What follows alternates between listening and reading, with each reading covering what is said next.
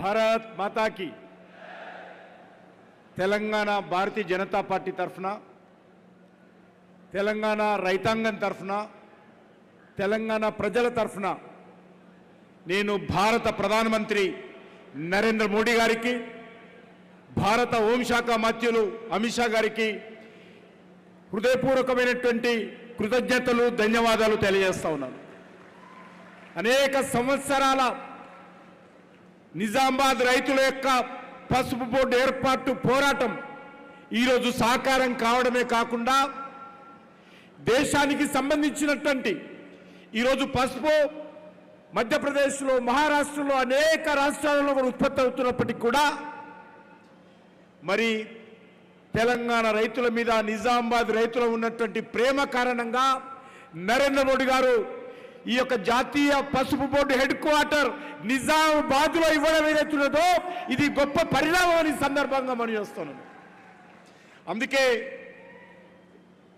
నేను మనందరి తరఫున ధన్యవాదాలు తెలియజేస్తున్నాను.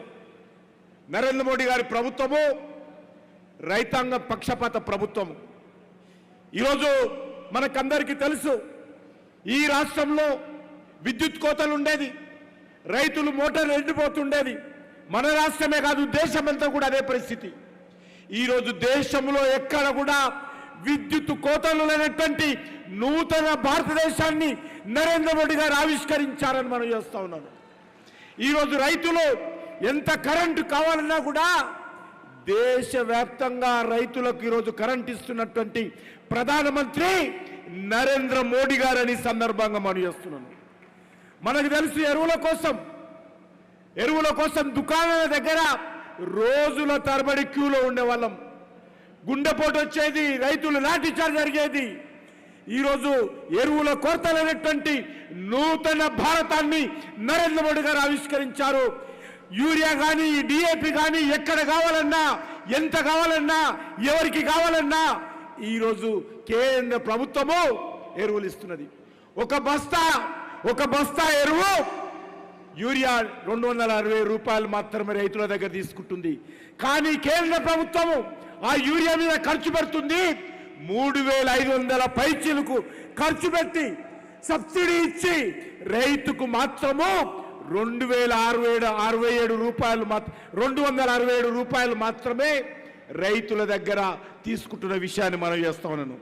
అంతేకాదు ఈరోజు మన తెలంగాణలో రామగుండంలో ఫెర్టిలైజర్ పరిశ్రమ పెట్టి నరేంద్ర మోడీ గారే ఫౌండేషన్ వేసి నరేంద్ర మోడీ గారే ఆ ఫెర్టిలైజర్ పరిశ్రమకు ప్రారంభోత్సవం చేసి తెలంగాణ రైతులకు ఆ యొక్క రామగుండం ఎరువుల పరిశ్రమను అంకితం చేసినటువంటి వ్యక్తి మన ప్రియతమ ప్రధానమంత్రి నరేంద్ర మోడీ గారు మనం చేస్తా ఉన్నాను.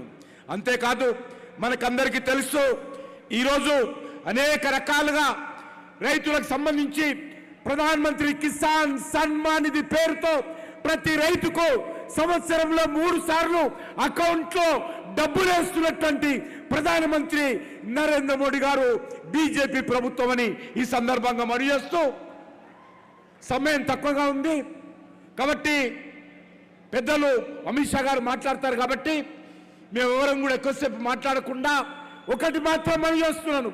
ఇది తెలంగాణ రాష్ట్రానికి సంబంధించి, తెలంగాణ రైతాంగానికి సంబంధించి, అది ఎరువుల విషయంలో కావచ్చు, విద్యుత్ విషయంలో కావచ్చు, లేకపోతే పసుపు బోర్డు విషయంలో కావచ్చు, ఏ విషయమైనా సరే నరేంద్ర మోడీ గారి ప్రభుత్వము తెలంగాణ రైతులకు అండగా ఉంటుంది, తెలంగాణ ప్రజలకు అండగా ఉంటుంది.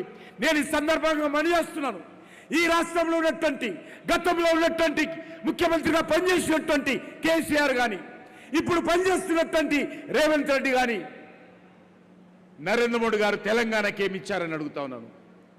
ఈరోజు సాక్ష్యము రేవంత్ రెడ్డి గారు మీ ప్రభుత్వం ఉన్నప్పుడు చేయలేదు. 10 సంవత్సరాలు యూపీఏ ప్రభుత్వం ఉండి మన్మోహన్ సింగ్ ఉన్నారు, మీరు చేయలేనటువంటి పని ఈరోజు నరేంద్ర మోడీ గారు బీజేపీ ప్రభుత్వము నిజామాబాద్ రైతులకు అద్భుతమైనటువంటి కానుక ఈ యొక్క పసుపు బోర్డు సందర్భంగా మనం చేస్తా ఉన్నాను. కాబట్టి భవిష్యత్తులో కూడా అన్ని రకాలుగా తెలంగాణ ప్రజలకు భారతీయ జనతా పార్టీ నరేంద్ర మోడీ గారి ప్రభుత్వం అండగా ఉంటుంది. ప్రత్యేకంగా ఈ పసుపు బోర్డు రావడానికి మనకందరికీ అండగా నిలబడి కృషి చేసి మోడీ గారిని ఒప్పించి చివరకు కార్యాలయ ప్రారంభోత్సవాన్ని కూడా స్వయంగా వచ్చినటువంటి అమిత్ షా గారికి నేను తెలంగాణ రైతాంగం తరఫున, తెలంగాణ ప్రజల తరఫున మరొకసారి ధన్యవాదాలు తెలియజేస్తూ సెలవు తీసుకుంటున్నాను. భారత్ మాతాకి